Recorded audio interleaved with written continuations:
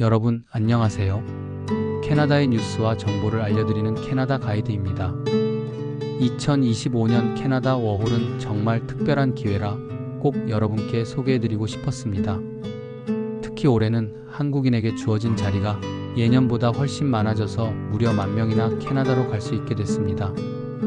신청 자격에 제한이 없어 누구나 받을 수 있고 지금 신청만 해두면 누구나 2년 동안 진짜 캐나다에서 살아볼 수 있는 기회가 생깁니다. 워홀은 단순한 관광이 아니라 캐나다에서 살면서 느껴볼 수 있는 기회입니다. 인생에 한 번쯤은 도전해 볼 만한 가장 현실적이고 자유로운 해외 체류 방법입니다. 지금부터 2025년 캐나다 워홀 총정리 들어갑니다. 워킹홀리데이 비자란 무엇일까요? 워홀은 외국에서 합법적으로 일하고 여행하며 6개월 이하 어학연수도 가능한 비자예요. 캐나다 워홀 비자를 받으면 2025년 올해는 특별히 2년 동안 캐나다에서 자유롭게 지내면서 이 일뿐만 아니라 여행 그리고 영어 공부까지 모두 가능합니다. 정말 놀랍게도 캐나다 워홀은 시험도 없고 학력과 경력도 요구하지 않습니다. 누구에게나 기회가 있다는 것이 워홀의 가장 큰 매력이에요. 2025년 캐나다 워홀 신청 일정을 살펴보겠습니다. 먼저 2025년 워홀은 2024년 12월에 IEC 시스템이 열리면서 지원 접수가 시작되었어요. 2025년 캐나다 워킹홀리데이 프로그램의 신청 마감일은 아직 공식적으로 발표되지 않았습니다. 캐나다 이민국은 최종 초청 라운드를 실시하기 최소 5일 전에 사전 공지를 제공할 예정입니다. 한국 국적자에게 할당된 워홀 쿼터는 10,000명이며 현재 약 2,876개의 자리가 남아 있습니다. 참고로 2024년에는 10월 21일이 마감일이었습니다. 신청 자격 요건을 알려드리겠습니다. 2025년 기준 신청 조건은 아주 간단합니다.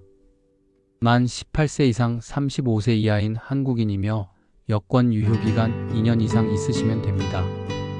캐나다 워킹홀리데이 비자를 신청하고자 할 때 여권의 유효기간은 매우 중요합니다. 비자 자체는 최대 2년까지 허용되지만 실제로 발급되는 워크 퍼밋의 유효기간은 여권의 만료일에 따라 결정됩니다.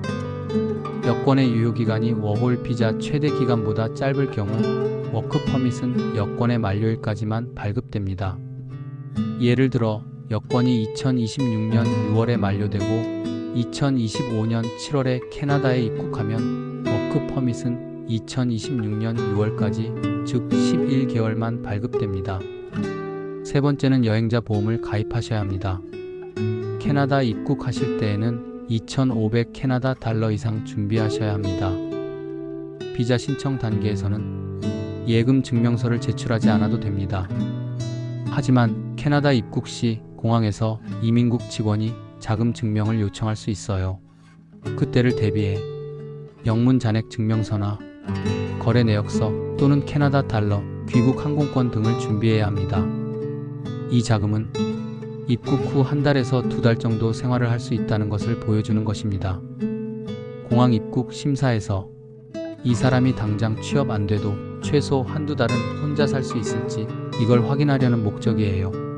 마지막으로 범죄 경력이 없으셔야 합니다. 영어 점수나 학력, 경력은 전혀 필요 없습니다. 정말 누구에게나 열려있는 기회입니다. 신청 방법을 살펴보겠습니다. 누구나 쉽게 할 수 있습니다. 복잡할 것 같지만 실제로 신청은 인터넷으로 계정 만들고 클릭 몇 번이면 끝이에요. 기본적인 영어 독해만 가능하면 대부분의 신청인들이 유학원 없이도 충분히 직접 진행하고 있습니다. 그리고 2025년에는 한국인 배당이 무려 10,000명으로 확대돼서 지금 도전하기 더 좋은 해입니다. 신청은 캐나다 이민국 공식 사이트에서 본인이 온라인으로 진행할 수 있어요. 절차는 다음과 같습니다.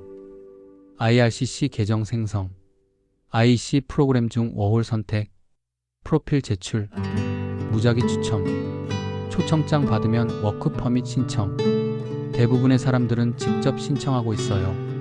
워홀 비자를 받은 후 캐나다에서 할 수 있는 것들을 살펴보겠습니다. 캐나다 전 지역에서 풀타임이나 파트타임으로 취업해서 일을 할 수 있습니다. 캐나다 지역 어디든 자유롭게 여행하실 수 있습니다. 또한 최대 6개월까지 어학연수도 가능합니다. 일하면서 여행하고 공부하고 친구도 사귀는 캐나다의 일상과 문화를 온몸으로 느껴볼 수 있는 시간이 될 거예요. 특히 리조트, 커피숍, 농장, 호텔 등 다양한 일자리를 통해 영어도 빨리 늘고 경력도 쌓을 수 있어요. 현실적인 준비 예산은 얼마나 될까요? 비자 승인 기준은 $2,500, 즉 약 250만원 정도이지만 현실적으로는 다음까지 고려해야 합니다. 항공권 비용과 캐나다에 도착해서 초기 숙소 비용, 생활비 등으로 총 준비 예산은 약 400만원에서 600만원이 적당합니다. 요즘은 항공권도 비싸고 숙소 구하기도 쉽지 않기 때문에 실제로는 500만원에서 600만원 정도 준비하는 분들이 많아요. 그래도 캐나다에 가면 일하면서 충분히 다시 채울 수 있는 금액입니다. 워홀 비자를 받고 캐나다에 도착해서 일을 할 때 캐나다에서의 수입은 얼마나 될까요? 2025년 캐나다 최저 시급은 $16에서 $18 사이입니다. 예를 들어 시급이 $17이고 22일 동안 하루 8시간씩 일을 했다고 하면 월 $2,992, 약 300만원입니다. 세후 실수령은 약 $2,500, 하나로 약 250만원 정도입니다. 워홀러들이 가장 많이 일하는 업종은 리조트의 하우스키핑이나 식당 서버, 카페 바리스타, 농장, 건설 보조 등이에요. 만약 식당이나 하우스키핑 같은 팁을 받는 곳에서 일하신다면 수입이 더 많습니다. 팁을 포함하면 실제로 시간당 $20에서 $25까지 받기도 합니다. 그럼 한 달 생활비는 얼마나 들까요? 룸렌트 쉐어의 경우 밴쿠버나 토론토에서는 한 달에 $800에서 $1,200 정도 합니다. 식비 예산은 $300에서 $400 정도입니다. 교통비는 한 달에 $100에서 $150 정도 듭니다. 이외 다른 지출로 $100에서 $200 정도 예상됩니다. 이렇게 계산해보면 한 달에 $1,300에서 $1,600 정도입니다. 밴쿠버나 토론토처럼 대도시는 렌트비가 비싸지만 소도시로 가면 월세 부담을 줄일 수 있어요.